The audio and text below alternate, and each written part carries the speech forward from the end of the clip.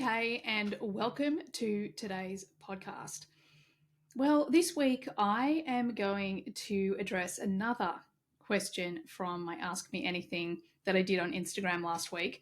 I am loving this on Insta. So if you want me to directly answer one of your questions, make sure you keep your eyes open because I'm going to be putting them up probably every week, because I just love the topics that you want me to respond to. And of course, in many cases, I'm responding directly to your specific chart, which is pretty cool. Now, the question that I actually want to address today is actually, I think, one that is on the tip of your tongue. And in fact, I think most people that go down the human design rabbit hole, this is really what they're looking for. So the question came in from the beautiful Sabishu. And the question is, what does it take to deepen the understanding of human design and the gene keys daily? So I figure there's two ways to look at this. Number one is, what is my daily practice to live and embody my human design and the gene keys? So I'll look at that. But then I feel like there's this bigger question of, who is it that I'm being? Like, how do I actually live this authentic version of me? So this is actually something that, for me personally, I've really been deepening into over the last 6 months, because I was faced with a pretty significant challenge. My trauma kind of triggered me into a lot of what I would call unresourceful behavior, because it needed to be healed. Well, first it really needed to be recognized, processed, and then healed. And it really was this catalyst for me to go deeper diving into manifestation. Now, you might ask, well, how is like this experience of facing your childhood trauma and manifestation, how do they collide, and what the hell do they have to do with human design and the gene keys? Well, let me tell you. We call it this thing manifestation, this creation of our reality. We call it manifestation. But ultimately, it really is all about us understanding what our unique frequency is. Okay? Now, the reason why it's all relevant and all tied in together is that, you know, whether it was 20 something years ago, sitting in the chair across from my psychologist telling me that I would never probably heal my depression and panic disorder, in that moment I had the same desire, and that was to really understand how I got myself there, what was going on that was creating this reality, and then what could I do about changing it. So I've been going through that process again and really deepening my understanding of how I'm creating my own reality. And then the big question is, well, how specifically does my human design and my gene keys play into all of this? And well, man, have I got a lot for you. And I've actually we're just about to close the doors on my mastermind. We've got one sneaky seat left. And all of this last 6 months, this deep dive into human design, the gene keys, and manifesting, and how they all come together, and very much about healing trauma as well, has all been just poured into this mastermind. So I'm super excited, because I want to talk about so many of these things that I get to teach this incredible group of people for the next, few months. So the first thing to understand is, we create our reality from the way we feel. All right? So if we create our reality from how we feel, do we have any control over how we feel? A lot of people would tell you no, but I'm here to tell you, yes, we do. All right, so what controls how we feel? The way we think controls how we feel. Okay? So understanding how we think is fundamental to creating our frequency. So this frequency is what attracts our life to us. So the way we feel is our frequency. And that is putting out into the world who we are, what we want, how we want to create life, right? Or what we want to experience. Now, it is my opinion that your human design and your gene keys, they are what I love this phrase, and maybe someone's using it already, but for me, I feel like I'm coining this new phrase. They are your original frequency. So when you are born, they are your original frequency. It's a frequency that you came in with. Now, to manifest, to create the life of your dreams, all you got to do is be born and then stick with that original frequency. But the problem is that most of us, well, all of us, get conditioned. So our external forces muck with or mess with our frequency. So that could be our parents, that could be trauma, that could be our education system, that could be religion, that could be anything, right? And between the ages of 0 to 7, as most of you listening already know, this is where we're at our greatest imprint. So we're creating all these programs or stories and meanings in our head as kids.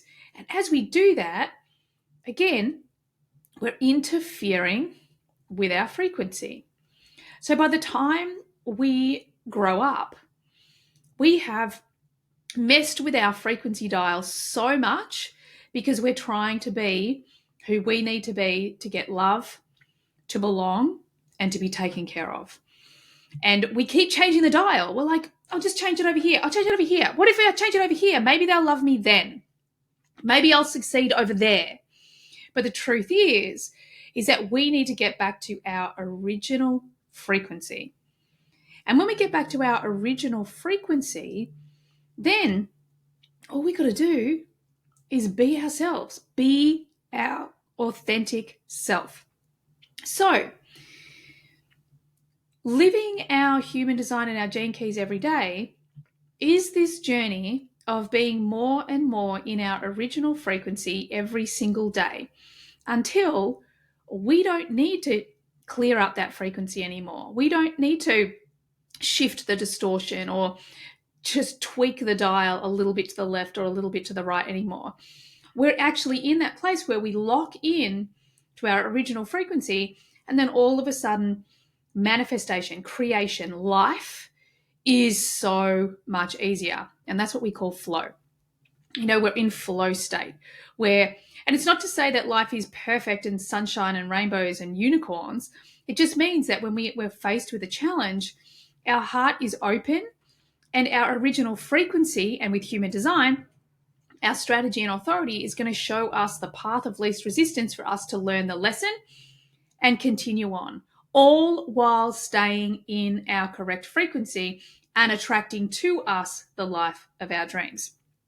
So this is kind of the overarching, why we want to be living our human design and our gene keys every single day, because it means that the more we do it, the closer we get to our original frequency. The closer we get to our original frequency, the more that we're creating the life that our soul signed up for.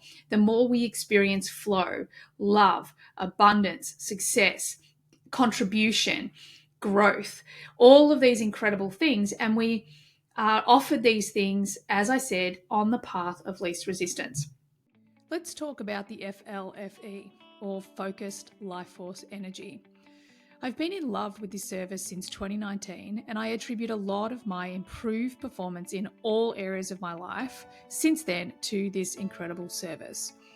Right after I first put the FLFE on my home, my business took off, and to be honest, my kids actually started getting along better than they had in a really long time.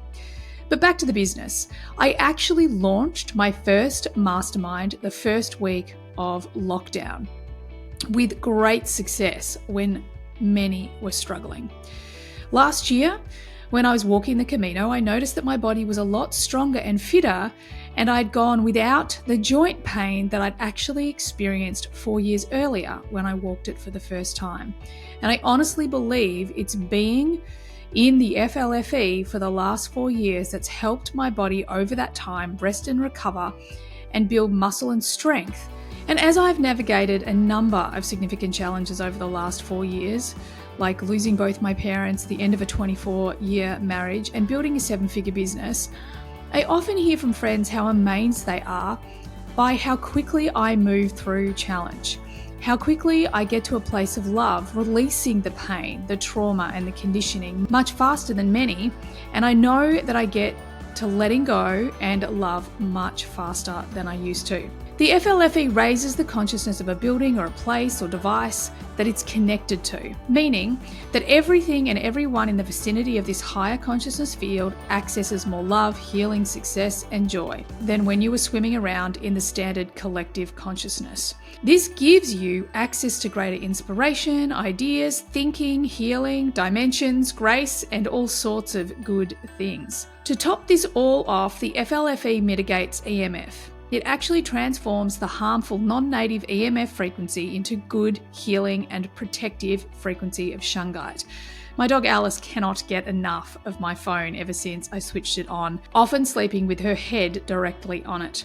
Jeffrey and Clayton, the founders and creators of this service, are on a mission to raise consciousness and to get their incredible service to as many people as possible. And so, it is very affordable and you can try it for free for 2 weeks with no obligation. And if you like it, then you can sign up. Check out the links in the show notes and turn your home and office into a temple. So, second part to the question. Well, what do I do? How do I do this every single day? What is my every single day practice to be dialing back into my original frequency or my authenticity? Well, that practice is, in my opinion, number one, to be patient with yourself and to follow your intuition, your instinct, your strategy and authority, and pay attention to the areas of your design that you're really drawn to. If you're new to human design, what I would recommend is getting a copy of my book so you have the experiment model. And I've created this experiment model so that you can actually very practically, thank you, my line 5, step by step experiment with each part of your design. So how do I live it every day? Well, I have to live first and foremost from what? My strategy and authority. So practicing your strategy and authority every single day. If you're a manifestor, are you initiating and informing? If you're a generator, are you actually responding to life instead of initiating? If you're a manifesting generator, are you responding and informing? If you're a projector, are you waiting for those invitations? If you're a reflector, are you taking your time to feel into people, places, and opportunities? The point is that if you practice these simple things every day and you make it conscious, you will start to build a habit of teaching your brain to trust your strategy and authority, making decisions so much easier and so much more correct for you. The other thing that's really important to understand is that in the beginning of your experiment, it's going to be clunky because you're taking your knowledge and running the experiment. So you're going to be doing it through the mind, okay? But the object of the game is to get it into the body, to resonate with things. So let's say you want to understand your personality sun. And you've listened to me here and you're like, okay, my personality sun, I want to understand that. So I'm also going to go and grab the gene keys and listen or read that gene key. Now, what a lot of people do when they start with the gene keys is they're like, wow, it's like word salad. It's so much. I just don't understand it. And what I would encourage you to do is, number one, take your time. And as you read it or you listen to it, just notice your body. What does your body do? Is it resonating, going, oh, yep, that feels true?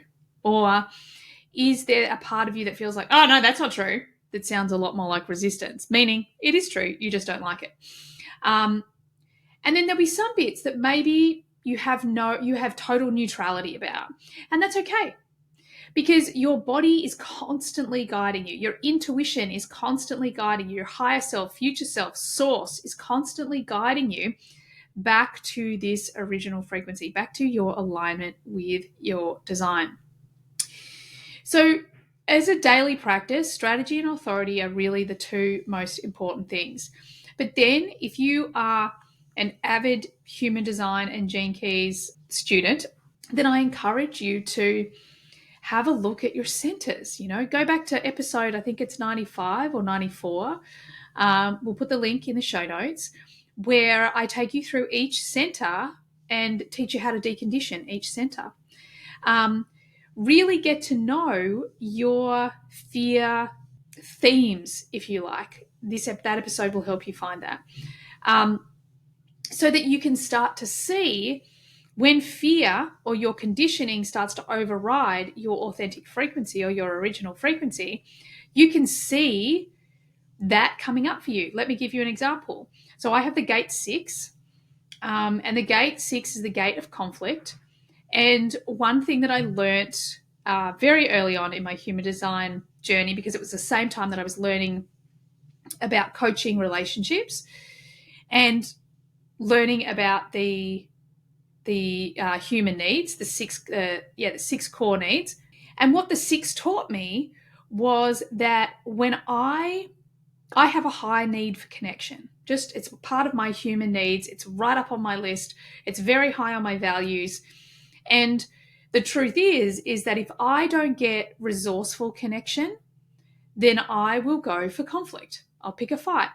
And it's been something that's been so prevalent through, this challenge that I've had in my divorce and separation and all the other stuff, is noticing that this real, I'm a peace-loving hippie. I do not pick fights. I'm really chilled out. I very rarely argue. I'm very diplomatic. Don't get me wrong, I wasn't always like that at all. But over the years, as my consciousness has risen, as my depth of love and understanding and peace has been one of my highest values, all of these things, I have very much calmed my farm about all that stuff. However, as I was separating from my ex, I could see this conflict piece coming up. And it was so important for me to see, because it was my inner child just wanting connection. It was my inner child I don't want to fight and argue. I actually just want to stay connected as we separate. Now, that wasn't a resourceful thing, or as much as it sounds quite resourceful, it wasn't a resourceful thing. It was actually a very important lesson for me to heal some childhood trauma. But the gate 6 now, the way I have learnt to work with it, I'm if there is a conflict in any sort of relationship, the first question I ask myself is, am I looking for connection here? Am I picking a fight just because I'm trying to get connection with this person and they're not giving it to me? So if they're not giving it to me, I'm going to freaking get it. I'm going to get it by picking a fight. So this is how we work with our human design and our Gene Keys every day. And if you need a summary of all the gates and the Gene Keys, you can grab that. We'll put that link in the show notes as well. You can buy that from us. And it's just my interpretation, my themes over the years. And I highly recommend everyone, go and grab yourself a Gene Keys book. And if it feels overwhelming at first, just keep going back to it whenever you feel called to, because it really is an incredibly powerful book that is going to really help and support you. And it just comes from such a beautiful energetic channel as well in Richard Rudd. So going back to the original question, what does it take to deepen the understanding of human design and the Gene Keys daily? It's actually moving it from knowledge, from the head, to the physical body, to the heart. It is about running the experiment every day. So following your strategy and authority. So unless you're a manifester, you got to stop initiating. You're not doing that stuff anymore. You're waiting for your version of responding to show up, whether you're a generator, manifesting generator, or an invitation as a projector, or that physical, visceral feeling for a reflector over time. You're actually waiting to receive. Okay? Are you actually doing that? then are you listening to your authority? Are you giving yourself time as an emotional? Or are you saying yes or no in the moment as a sacral? Are you trusting your authority? And then it's that daily practice of just going deeper and deeper. I mean, your profile, it's so important because your profile, your two numbers, so I'm a 3-5, you could be a 5-1 or a 6-2 or a 1-3. Like these are your how. This is how you move through the world. So are you actually prioritizing? So in my life as a line 3, and I'm a manifesting generator, so I need a lot of fun. I need a lot of play. I need a lot of adventure. And I have a tendency in my shadow to get bored. So if I ever feel bored, I no longer throw what I call unconscious grenades to blow up my life so I have something to fix. Because my line 5 will be like, cool, we've got a project, people. My line 3 is like, awesome, we've got a challenge to overcome. Let's do it. My ego's loving it because I'm not changing. I'm running the old patterns that I also always used to run. And my entire subconscious mind has run away with my frequency. So what you want to do is you want to know your frequency. Hey, you know what? I do love overcoming challenge and I love adventure, but I'd much rather do that on my own terms and be following my heart. So instead of waiting for my unconscious, unresourceful, programmed behavior to show up, instead, I'm like, okay, well, how can I experience more fun and more play? What is something that I can find the solution to, that I can universalize and share with everyone else? That's why this manifestation piece is so important for me right now.